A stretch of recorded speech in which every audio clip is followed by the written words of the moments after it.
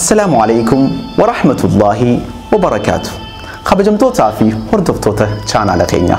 Bakkuma jirtanitti rahman rabbii bal'aan isin haadha qabu jecha arraantana seenaa akkaan waan barumsaaf keessaa qabdu akkasuma seenaa namas buhaarsitu seenaa hedduu namatti toltu akkan qabadhee isiniif dhufe. Seenaan tun seenaa hedduu das nama jettu. Kabajamtootaa fi hordoftoota channel keenya warroonni gartee channel keenya faaree taatan hundi keessanuu channel keenya subscribe, share, like akkasumallee gama gartee toora Facebookaatiin Juudii kan jedhu page keenya follow like nuuf godhaa isiniin jecha gama seenaa tanattiin isiniif seena. Seenaan tun seenaa gabricha rabbii aalima kan gartee bahara ilmiitee walaakin kan bifti isaa hedduu nama gammachiifne tokko. Inni kunis Jaayiz jedhama. Jaayiz kun nama gartee barumsa diin hedduu qabu. Nama gartee tartaaree ulamaa'ii islaamaa keessatti hiriirfamee kaamurraayi. Duuba Jaayiz kun hiyyeessaa waa dhabaa nama gartee nyaataaf yoonii fi waa kennameef fiigee kitaabaan bitatu. Nama gartee akkaan kitaaba dubbisuu jaalatu. Keessattuu hogbarruu diin islaamaa keessatti nama hangafa yookaan mata duree turerraayi. Duuba gaaf tokko Jaayiz kun ulamaa'otiin bifa isaadhaa yeroon ifi ibsan hedduu gartee ajaa'iba natti taateetiin qabadhee isiniif dhufe. Gaaf tokko osoon ifi gartee ulamaa'itti Jaayiz jedhamu kun osoon ifi magaalaa keessa dhaabbachaadhaa jiru miciyyoon takka fiigaa dhufte. Duuba yeroon ifi dhuftu kottumee magaalaadhaan si geessaa magaalaa na wajji dhaqi jetteen. Yeroon ifi gartee magaalaa na wajji dhaqi jettuun maaliin godhe jennaan kottu mana warqiitiin si geessaa jettee harka qabdee fuutee mana warqii kana geessite. Yeroo mana warqii kana geessitu hulaa duratti isa dhiiftee ifi isiitiif ol seentee warra warqii tolchu kana wajjin dhaabbattee quba gartee isa ala jiru kanatti Jaayiz kanatti gallaataa turte. San booda hulaa gabcuuftee baatee haatee qubte. Jaayiz kunis rahimahullah maaliif na fiddee maaliif asin na dhiiftee deemte jennaaniini an waanin si fideef fixadheetiin jira dalagaatii xumuradhee nageetteettee haatee biraa qubte.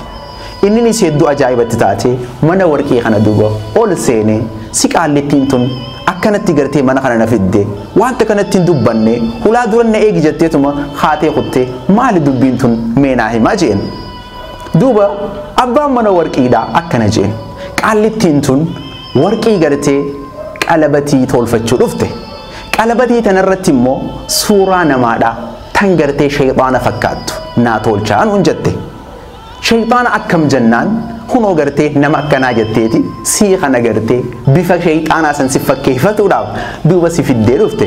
San duuba nutilleen agarree waan si fakkaataa kan shayxaana fakkaataa kan bareedde jechuu laalame ajaa'ib.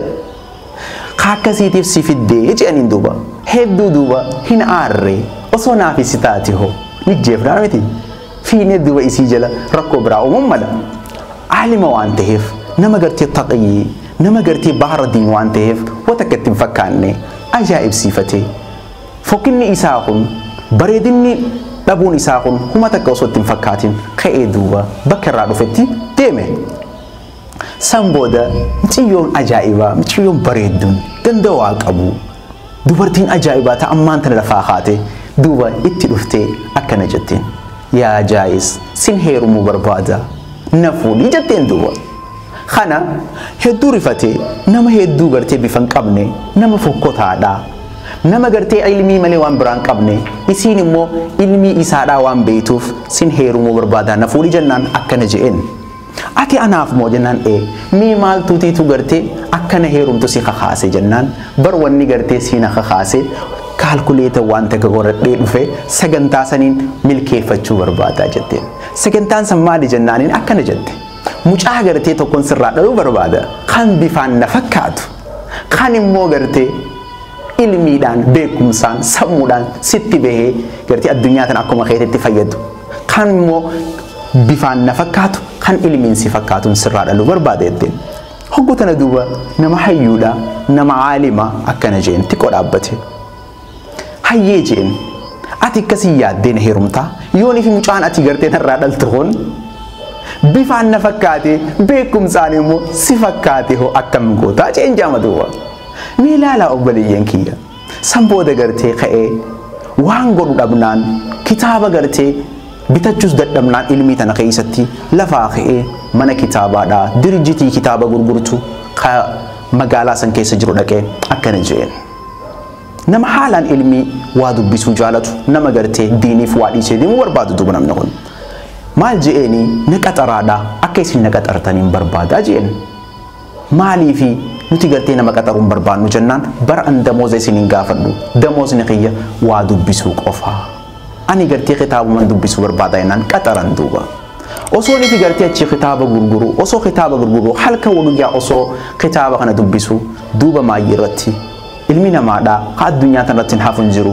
kitaabni halkan keessa mana gartee inni dalagu kanra irra jigee duuba ganama hoganife dhufanii hulaabanan wallahi addunyaa tanarraa du'aan godaane duuba meelaaliyaa obboleessa kiyyaa obboleettii tiyya aaliman meeqa kan diin kanaaf akkasin laffaa ture dhabaa fi beela osoo tuffatamanii osoo namni gartee qirtsiidhaaf suuraa isaanii garsiisu diin kana asiin noon gahan ati hoo diiniif maal goote ani hoo diiniif maaliin godhe jennee haif gaafannu yaa obboleessa kiyya yaa obboleettii tiyya namootu taarika kanarraa waa hedduu akka baratan abdiin qaba kanaafuu seenaalee biraadhaa seenaalee gartee mimmiidhagoo qabannee akkaniif isiniif dhufnuuf chaanaala keenya hin irraanfatinaa subscribe fuula feesbuukii irrattis peejii keenya juudii akkasumatti gartee like follow nu godhaa nu hordofaa nus jajjabeessaa isiniin jenna seenaa biraa qabadhee hanga isinii dhufutti wassalaamu alaykum wa rahmatullahi wa barakaatuh